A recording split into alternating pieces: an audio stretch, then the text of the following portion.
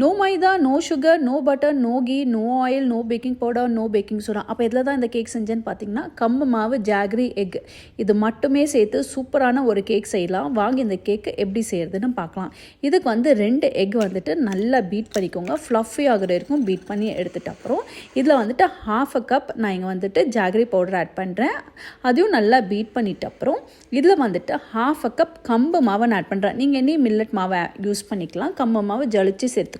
அதுக்கப்புறம் இதில் ஃப்ளேவருக்காக ஜாதிக்காய் பவுடரும் பட்டை பவுடரும் கொஞ்சம் ஆட் பண்ணி அதையும் மிக்ஸ் பண்ணிக்கிறேன்.